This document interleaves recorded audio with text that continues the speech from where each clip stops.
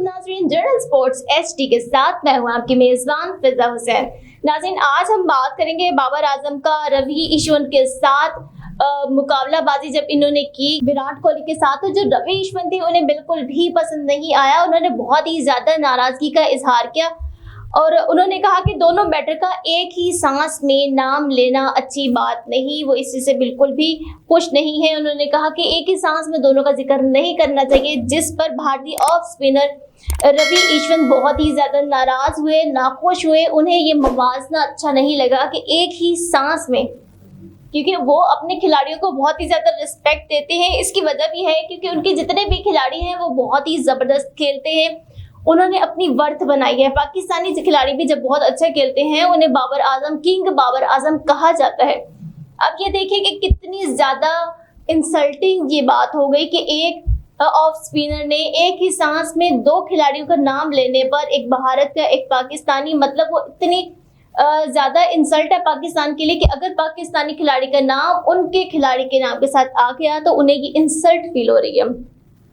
और उन्होंने ना सिर्फ फील की बल्कि इसको मीडिया पर आकर बताया भी, जो हमारा सोशल मीडिया प्लेटफॉर्म है एक्स, उस पर आकर शेयर भी किया कि हमें ये चीज फील हुई है और आपको भी ये फील होनी चाहिए कि आइंदा कोई भी हमारे जो क्रिकेटर है उनके साथ अपना नाम आप लोगों ने, पाकिस्तानियों ने, नहीं लेना और एक सांस में तो बिल्कुल भी नहीं लेना। जैसे इंसान के अमाल होते हैं उसी तरह से फिर उसका सजा और जुजा होता है। पाकिस्तानी खिलाड़ी सीरियस नहीं थे। अब ये देखें कि कितनी ज्यादा आप लोगों के लिए शर्मनाक बात है कि आपका मवाजना अब हम एक सांस में भी नहीं किसी और के साथ कर सकते।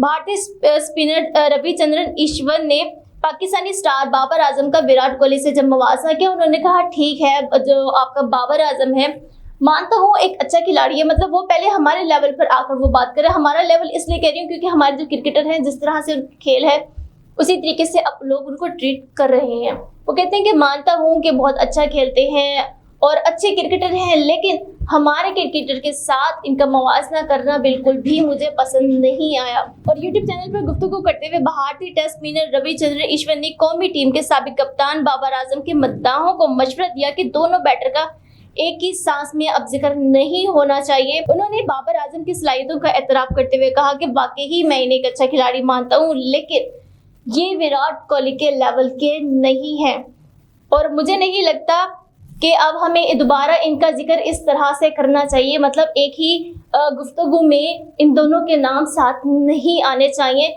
मतलब इंडिया जो है वो हमेशा बहुत ही ज़्यादा जज्बाती होता है, वो अपने जज्बात में बहुत ज़्यादा आगे निकल जाता है और जब उनके खिलाड़ी भी अच्छा नहीं खेलते वो उनके लिए भी इसी तरह से करते हैं, लेकिन जब वो अच्छा खेलते हैं तो उनके लिए अप्रिसिएशन के वर्ड भी इसी तरह से होते हैं। जिस तरह से अब उन्होंने पाकिस्तान के बारे में कहा कि हमें नहीं पसंद, अपने खिलाड़ियों को अपने हद तक रखें और नाम तक भी आप लोगों ने साथ नहीं लेना। वो कहते हैं कि मुझे लगता है कि अगर कोहली के साथ किसी का मवाजना बनता है तो वो जो रूट है। अब विराट कोहली ने 2008 से अब तक 535 बैनुल-अक़वामी मैचों में 35-3 की औसत से 27,041 रन बनाए हैं, जिनमें 80 सेंचुरियां हैं और 140 सेंचुरियां शामिल हैं। इनका बेहतरीन स्कोर 254 रन है अब तक का।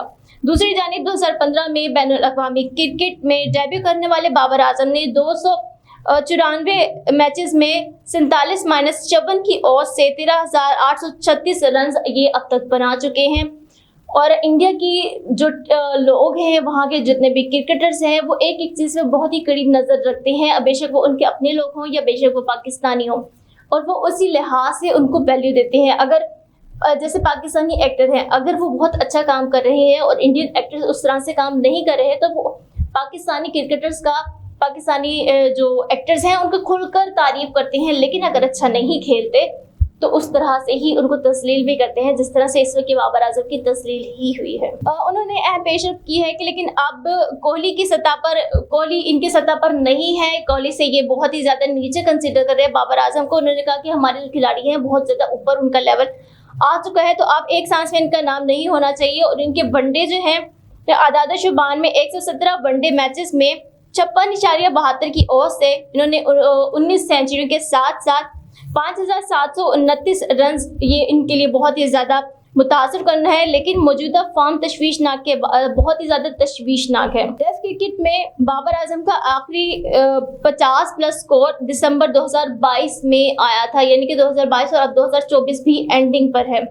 انہوں نے حال ہی میں اپنی آخری 18 ٹیسٹ اننگ میں صرف 33-20 کی اوور سے 336 رنز بنائے ہیں۔ مطلب انہوں نے ایک پورا فکر دے دیا ہے کہ ہمارا کھلاڑی جو آپ لوگوں کے کھلاڑی سے ہے، اب وہ اس رینک سے بہت باہر آ چکا ہے۔